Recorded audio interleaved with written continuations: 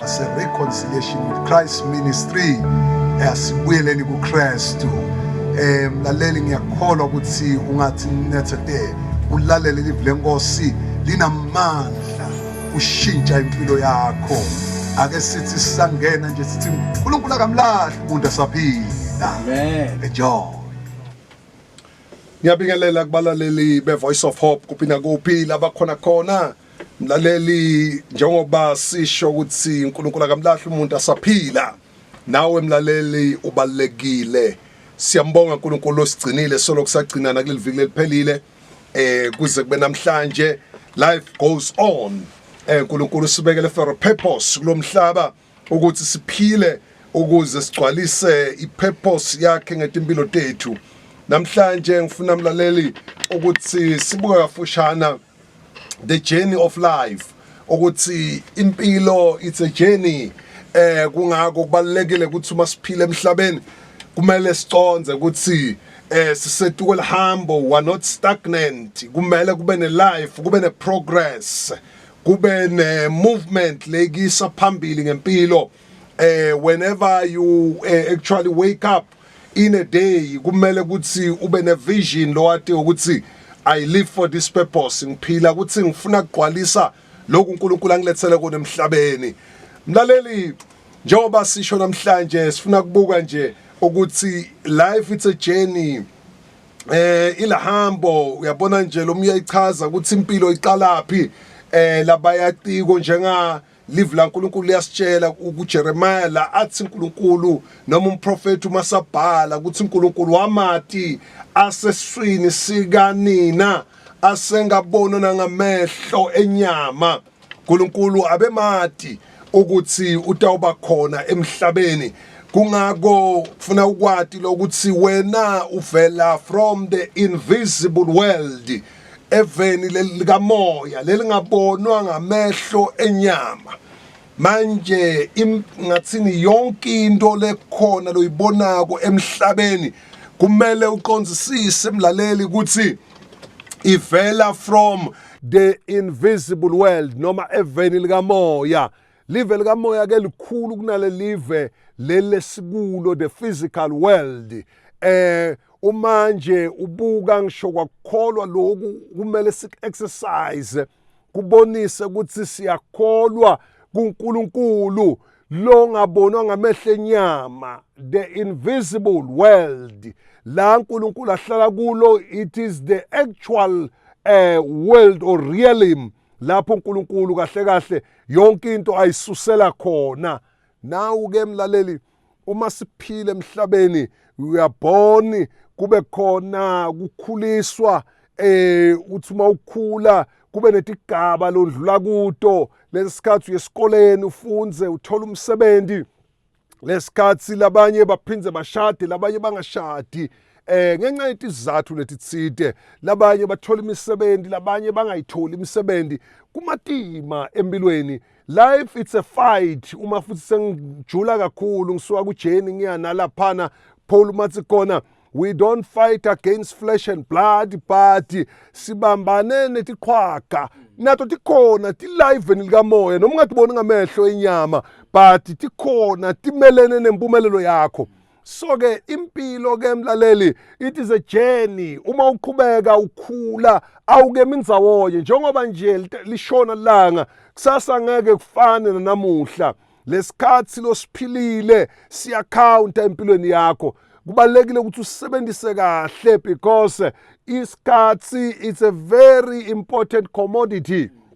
Labahlakaniphile basebenzisa ngendlela ukuthi noma balele sibakhela imali. Uma ubuka nje wena ufuna i-airtime uqoqeda indzaba but kunalo lo uyakhile lento yaba i-airtime. Kuye uma wena ubhizi uqoqeda indzaba yena ubala imali iyangena noma lele iyangena. Mlaleli kube nalo lofuna nje uqoqeda indzaba akana business akana focus ukuthi ufuna kumove aye phinga empilo, then abese uyasola noma uthi uNkulunkulu akakamnaki noma uNkulunkulu akanandzaba naye.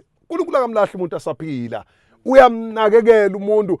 Kubalekile ukuthi uma uphile emhlabeni ube negoal lekumele ukuthi uyi-achieve. I-goal leligama ngiyalithanza lelo ngoba it's a long-term objective. Phela uma sikhuluma ngegoal, uma kudlala ibhola kulula ke lapho ukuthi ama-team afuna kuwina ngema-scores. Uma kuyoba nje nil-nil, kusho nokuthi akukho la kungako labaku-achievile mlaleli. So uma uphila emhlabeni kumele wathi ukuthi nayi into lotele yona emhlabeni, naku lokumele ukugqwalise before even uze uguga emandla ancipha kuwe. Kunaletinto lekumele ukuthi utati ukuthi you are here to accomplish a purpose. Nkulunkulu ke usiniketile ukuthi in this journey of life uma sitalwa kunalama philosophies lawa labekakhuluma the Greek philosophers uma ba-analyzer uyabona the real world vis-a-vis the unreal world. Bakhuluma nge-allegory of the cave ukuthi we are sort of trapped in a cave lapho when some are chasing shadows in life. Uma ubese uba ku-real world ngilapho kona you have discovered yourself. You are not following shadows, but you know you have discovered the purpose, the essence of life. Ukuthi kahle kahle ngiteleni emhlabeni. So uma uphila emhlabeni you have that quest for meaning. Ukuthi kahle kahle yini i-meaning yempilo. Labanye baqanisa impilo is just ukuthi utijabulise ube mnanzini without any impact noma legacy lotayakha ukuthi noma sewuhambile emhlabeni ibe khona leyo bonisa ukuthi you once were there. Uthi lomunye I will live longer than even my years. Athi uma ungabuka kunebantu abanye basaphila namhlanje uthi uma ubuka lemsebenzi kuvela ligama labo ukuthi these people once lived. Kunalabo lathi angafa nje they forget instantly ngokuthi ungawaphila lo muntu. Now if you want to make impact in this life kumele ukuthi ube netinto lokhona ukuthi utigcwalise in your lifetime. Ungaphili nje uthi wena I follow those who are alive, but have a goal lekumele uyi-achieve usaphila emhlabeni. Uma sibuka Genesis chapter 1 from verse 26 uqhubeka nayo uyasho uNkulunkulu uthi let us make man in our own image, in our likeness. Uyabona God wathi let us make them, and then wabese ubaniketa a mandate lokufanele ukuthi bagcwalise basaphile emhlabeni. Wathi be fruitful and multiply. Uyifake la kubo within uAdam noEva wayifaka lento ukuthi ibe within them, not outside. uNkulunkulu futhi before ngifika kule creation is a God of order, une plan kahle kahle le complete. uNkulunkulu akaqali from the beginning to going forward, but when he does things he starts from the end to the beginning.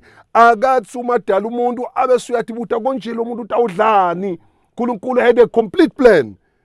Wamdala umuntu wambeka ngathi wadala insimu la umuntu kumele ahlale khona, la kumele kube nekudla kwakhe khona, la kube na everything, providence nemandi, all these things wathi dala before ayobeka umuntu. Uyabona lamalanga lomunye uteka umfati, uma teka umfati uyaqhaqeka ukuthi hey manje sitawuhlalapi, akunandlu, hey angisebenzi, bantwana sekunebantwana lana mara lento akayiplan. But our God uNkulunkulu lo wathi konke lo kumele ukuthi sinqike kuye, lo wathi iplan. He knows the plan that anayo ngempilo yakho. Hayi plan yokukulimata, kepha iplan yokuphumelelisa. Laphana uJeremiah uyasitshela, uyasicushisa ngale plan kaNkulunkulu chapter 29 verse 11. Lathi khona I have a good plan for you. Athi therefore you will search for me. uNkulunkulu uyafuna ukuthi sisuke emsindweni kepha sifune yena. Njengamanje nje obungilalela mlaleli, in your quest for meaning in life, ukuthi impilo kahle kahle ngabe ngiphilela emhlabeni, kubalekile ukuthi each and every day learn something new. Lingashoni ilanga kude into lekhona lo ngabe uyifundzile lesha leyo wenda i-change empilweni yakho. Ngoba kumele ukuthi ube i-impactor kule mpilo lesiphila kuyo, ungabi liability, ungabi mthwalo, but be a solution la ukhona khona. Come up with things that are going to bring solutions. Don't make problems or look for be a problem maker. Kepha bring solutions to the problems lala khona. Uma ungabuka most of the people laba khona ukuphumelela empilweni abazange bamagnify inkinga tabo bakhale ngathi, kepha bathi uma babona inkinga bathi what can I do to solve this problem? And as a result, my businesses lamaningi akhonile driver ngokuthi aletha likhambi ekuphileni. Mlaleli, ngifuna kusho ukuthi life is a journey. You might have lived 20 years now. And that ukuthi kusukela manje uyapi. Lo munye akana idea, akana clue. Lo munye wonde so decide ukuthi maybe impilo yami is lacking direction. Angiboni i-progress kuthi yapi. But ngifuna ukuthi ukhone ukuthi locate where you are, and you cannot locate yourself without the navigator. Le live la nkulunkulu. Live la nkulunkulu liyokhona ukulocate ukuthi kahle kahle in line ngehlelo likaNkulunkulu nange-order kaNkulunkulu. uNkulunkulu kahle kahle ukufuna ukuthi ube ukuphi namhlanje njengoba sikhuluma. So uma misplaced noma usenzaweni le wrong like Adam washiya indzawo leNkulunkulu ambeke kuyo. When God came, he asked, where are you? Now you'll find a lot of people basetindzaweni letingasito. That's why baya complain. That's why bamthwalo. That's why they don't enjoy life. They abayivisisi impilo ukuthi uphilelani. Nomunye aza decide ukuthi ngono ngitibulale. Mlaleli, it is not a solution to kill yourself. But kumele ukuthi uthi understand ukuthi uNkulunkulu created me for a purpose. Number one, umathi be fruitful and multiply. Mlaleli, uma ungabuka nje isihlahla semgoza, uma sithi siba fruitful, just indumbu leyi-1 yelingoza uma itshalwa, ima sithi fruitful, umgoza leyi-1 uma uthele kahle titselo singasho ukuthi ungavuna bo 500 or more. Diko isihlahla lesi-1. That's fruitfulness. Itsela titselo tinyenti. Now uma usuka ku fruitfulness, you go to multiplication.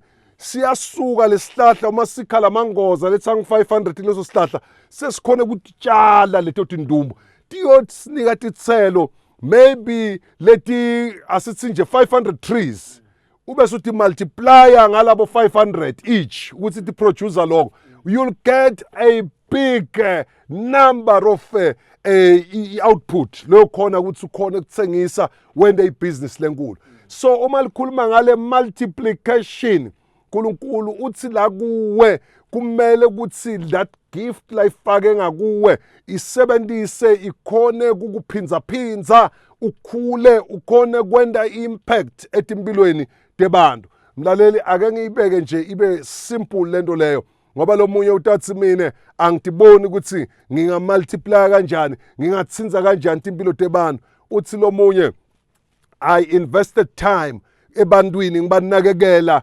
ngibanakekela ngesikhathi sami ngisanemandla. Uthi wabafundzisa wabayise esikoleni.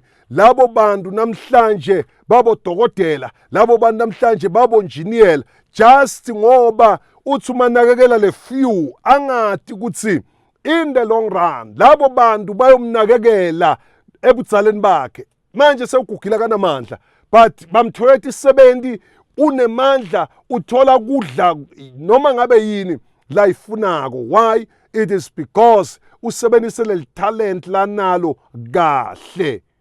Uma singatibuka ke mlaleli ukuthi wena kahle kahle yini lo gifted kuyo, ngeke ngisho kulabanye ngithi lo munye ugifted ngokukhuluma tindzaba hamba gopoza. Kunemehluko phakathi kwemuntu lo insatheli leku Daily Sign ngoba yena tiyabhadalwa letho. Mara uma ngidawuhlala nje ngihamba ngihleba ngisola yonke lento ayingisiphambili. Mara ungayibuka uma ugood ukuthi wena uma ufika nje ukhuluma indzaba noma ingasiliciniso uyende bayikholwe bantu, kungcono usala uyipackage simarket. Une skill kahle kahle lesingakhona kukwenda ukuthi uphile. Ngikhuluma ngento le sometimes i-negative kuhleba, but uma sewungayenda positive in a right way iyokhona kukuyisa phambili ngempilo. Lo munye angatibuka phansi athi yena maybe mina ngiyaqula mara angikhona ukuthi ngathi multiply njani. Umfundisi uthi let me multiply. Mlaleli, nyalo kune technology kudzala bekusetshenziswa ama records, uye studio uyafika uyaqula bakurecorda bese siyahamba siyoprinta ama-copies alo music. Lo music uthole ukuthi kwenta 1000 copies ayakhona kuthengiswa umusic wakho uhambe. These days kulula ku-multiplier ngoba sinema radio stations, sinema online la sikhona kudlala khona music. Uyakhona nje ukuthi u-uploade lo music wakho uthengwe even international, awukho limited eSouth Africa. Kepha ngisho America bantu bangakhona kufinyelela la ukhona khona noma kulomculo wakho lokuwo noma lenshumayelo. Njengoba ngikhuluma iVoice of Hope uyayibamba use-America as long as u-connected. Into lenkulu ukuthi u-understand ukuthi it is not about the place where you are, because you can be in different places at the same time. Ngenxa ye-technology.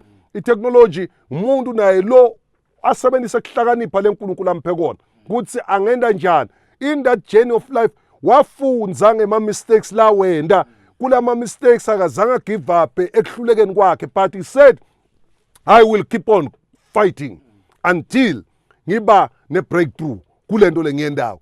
Kunemuntu lozama tinto athi angazama into akabeketeli, angahluleka uyagive up, move on to the next thing. Have a focus, take stock yonke lento lo uyendako. Uma uhluleka kuleso sikhathi, go back and look ukuthi kuhambe kuphi kabi. Tifundiswa tena ama-research. Uma ubuka ama-university namhlanje sine-University of Mpumalanga, kwendiwa macwaningo kubuka ukuthi lento lena kahle kahle isebenza njani until kuba nema-views. Lokunye kwaqale kwadiscover kusebenza ngale ndlela. Ungayibuka ifoni beyisebenza nje kuphela kuthi sishaya icingo kuphela, i-cellphone. Uma ukhumbula abo-Nokia uma bowukhona ngaleso sikhathi, mara labaningi bebangekho. Uma ichubeka ifoni yakhona kwenta ama-multi-functions. Manje uyakhona kurekhoda. Njengamanje nje ungangibona ukhashane ngani ngoba ngiconnected kwefoni. Iyakhona manje kungisabalalisa even to other channels, other social media platforms. Iyakhona manje kwenta into etiningi, ngisho even nokurayitha ama-speeches. Kunalama gadgets la uma ngikhuluma manje, uma ngingafaka ibhala libhuku yona. So uyayibona ukuthi le phone inema-multi functions and purpose. Same like you, njengomuntu ophilayo. uNkulunkulu ukuniketile your main purpose in life. But tiningi tinto lo ungakhona kutenda. Yini na ngisho kanjalo? Ungathosi lo mnye uqala ngithishela, waqhubeka waba ngijiniyela, ukhona omnye nje wayekela umsebenzi, wahamba uyifundisela udokotela, manje sewuqedile. Ngabuka uthi awu, isikhathi kanje siyagijima kangaka. Ungatshela ukuthi kuqala phansi in life is too long, it will take me too long. Mlaleli, you are wasting time mawuhleli ungendi lutho, because uNkulunkulu has given you the same mind njenga Patrice Mtsipe. Ukunikete the same mind njenga president wase-America. We all have 24 hours. But it depends ukuthi sisebenzisa kanjani. In the journey of life, discover the meaning.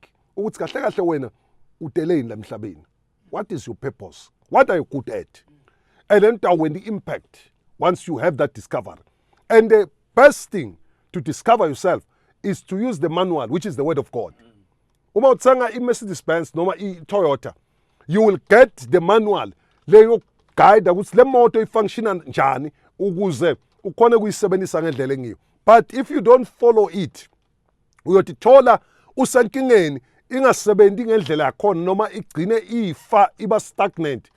Phela for example, akudzingi ilwadi lelingakanani ukuthi imoto isebenza njani, but uma ungakwadi ungayithenga uyishayele ungathi nokuthi thela petrol nokuthi manje kwenteka hamba yaphela ushaya top usitake ehlathini ngemoto lensha phela ipetrol.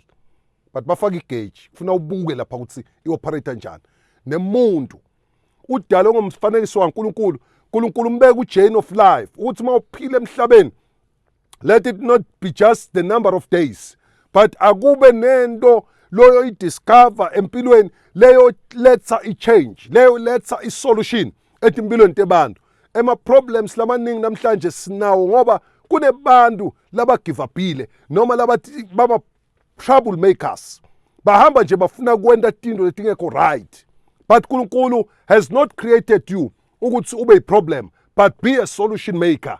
Mlaleli, if you are losing touch with God, it means you are being misused or being abused ngoba wenda tinto lo ungakadalelwa tona njengoba bengilanza ngefoni ukuthi ifoni inetinto etiningi ma-functions lamanye manje siyastore ama-information it serves as a storage siya-archive yonke lento it's another function lengayisebenzisa kule phone ungathola le phone yami inzaba i-storage sigcine siba blotted out because I have overloaded it ngale information engiyifakile kunabantu aba-overloaded nge-information but they cannot apply that information kubalulekile ukuthi uma uthi discover empilweni ake uyi-apply uSlomo professor willing is not enough we must learn uma ngayibeka ngeSiswati ukuthi kulangatelela akukaneli kepha kumele sifunze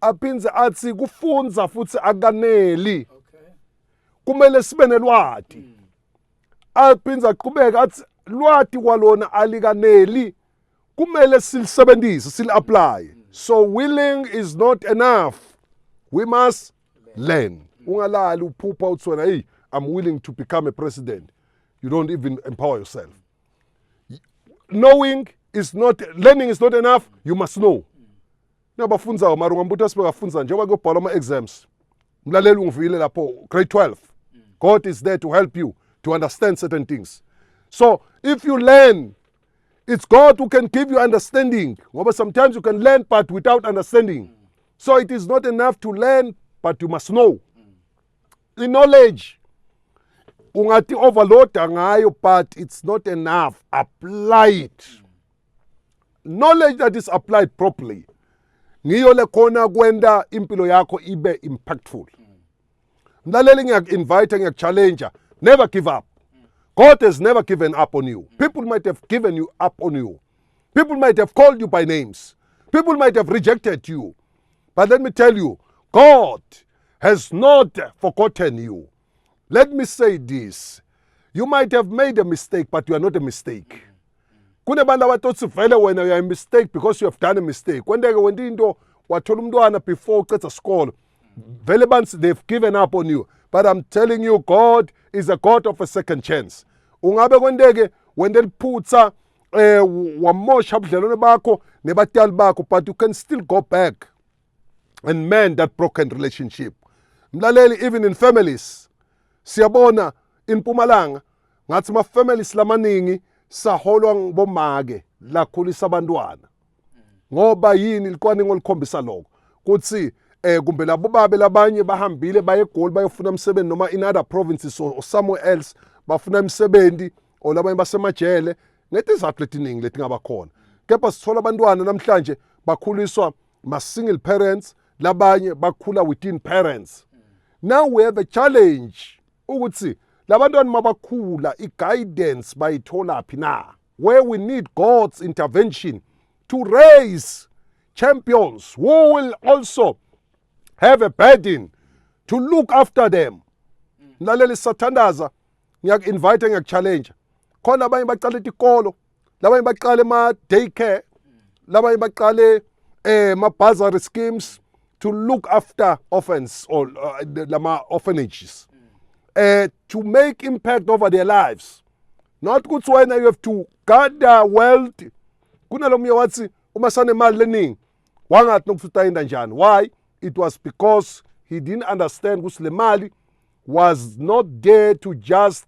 make him abe asatshwe ngabantu but beyitele lokuthi ayisebenzise kahle ingamcontrol noma ingamendisi into wrong but I apply ayichannel in a right direction mlaleli this program itele ukuthi ukhona ukuthi discover ukuthi kahle kahle who am I where am I in life you need to gauge ube ne-navigator ube ne-compass ukhona kubona ukuthi umephi and how far phambili and how far emuva ngoba lo muyicanga ukuthi impilo isayinze kanti sekuduze ekugcineni so yaguga kwasho lo mina omdzala athi yathi bengitshela ukuthi nginemandla ngadzelelwa kumfanyana kwathi uma ngithatha emfana ndakushaya wathi angeke wathi uma mgijimisa mfana wamshaya igamhlolo ngathi umile uthi wabona lapho ukuthi hayi khona sengikhulile manje ke uthi ke David sengimdala sengikhulile amalanga amayabalwa kepha ngase ngimbona okaJehova elahliwe njengoba sithi uNkulunkulu akamlahli umuntu asaphila waba netitsa tambuyela dalwa naye kepha wema athi ukuthi journey of life impilo ayipheleli ebutsaleni mlaleli impilo ayiphelele ethuleni across the bridge impilo is this eternity uma siphila emhlabeni phila kahle impilo yakho wathi ukuthi one day you'll account ngempilo loyiphilako angeke ukuthi wena utophila matsanza ekugcineni ungalandzi ngempilo loyiphilako mesabe uNkulunkulu usho njalo eCecclesiastes uqala ukuhlakanipha kumesaba uNkulunkulu mawumsaba uNkulunkulu accept Jesus as Lord and Savior for your life. He is here to deliver you.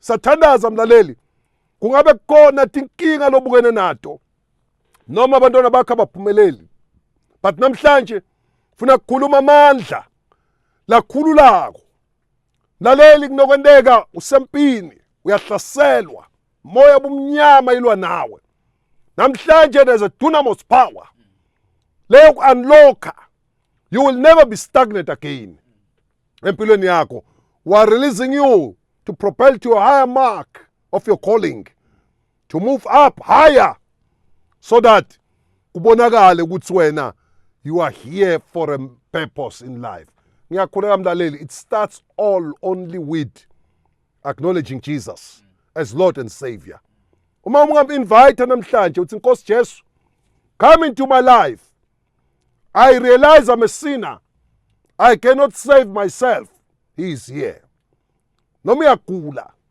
there is power in the name of Jesus it sets free ngisathandaza mlaleli I invite those who are accepting Christ as Lord and Savior laba ibanetinkinga letingasolveki laba ibagula tifo letingalapheki kodwa there's this power in the blood of Jesus that knows no distance that knows no boundary laba iba rejected kepha namhlanje there's love that surpasses human understanding it's coming into your house it's coming into your life we're praying now Father we thank you for your word I speak life kumlaleli ngoba live lakho linamandla sula ligama lakhe encwadini yokufa lilobe encwadini yokuphila in the mighty name of Jesus I speak a turnaround now we are moving forward no more stagnation liberation come into your life now in the mighty name of Jesus I speak